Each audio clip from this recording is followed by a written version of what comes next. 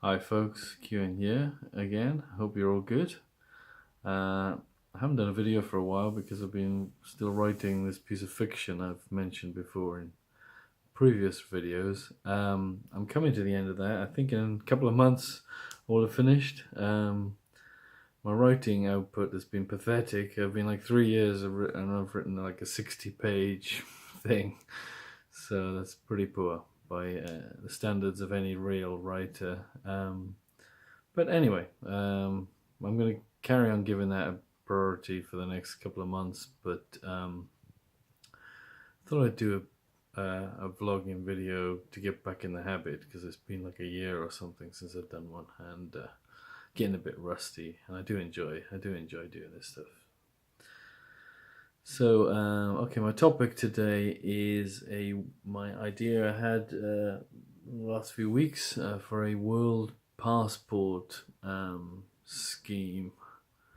Um, I want to see a world state and people getting together and borders going away and humanity working together. So a world passport sounds like a step towards that.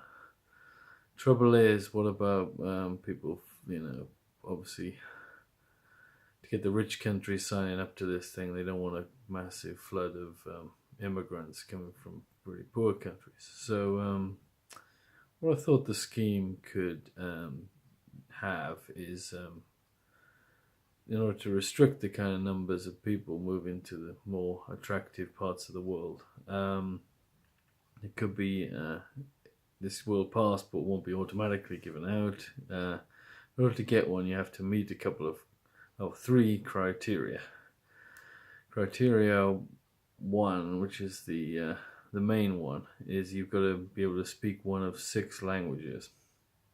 Don't have to be completely fluent, but you have to speak well enough to get a job, where the medium of communication in that job is that language. So I've decided that the languages in question will be either English, French, German, Chinese, Korean, or Japanese.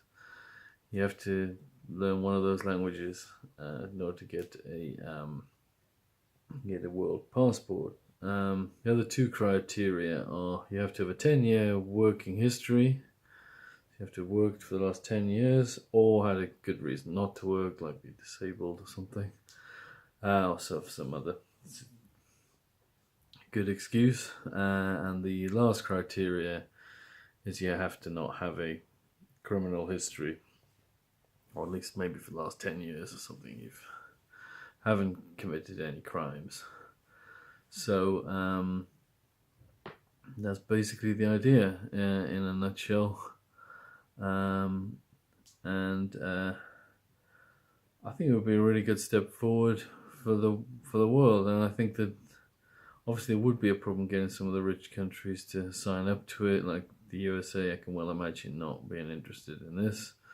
We'd need to get them on board, I guess, to do this. But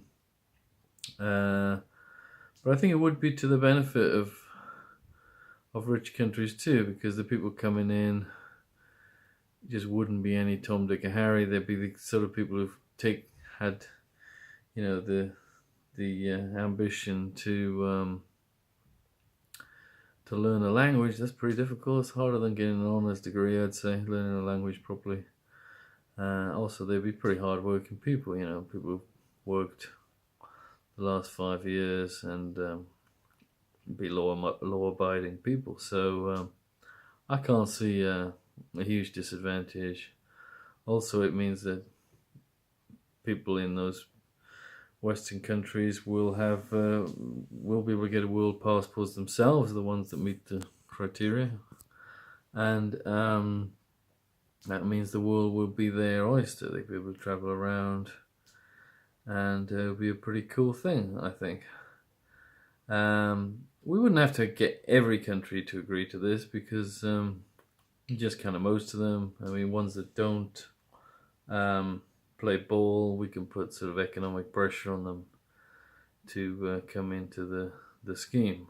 So So anyway, that's my idea for a world passport. I hope you found it interesting, and feedback, as always, is welcome. All the best. Bye.